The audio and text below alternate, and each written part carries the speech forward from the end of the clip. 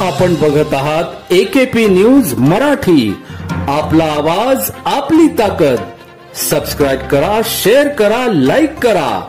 AKP news Marathi.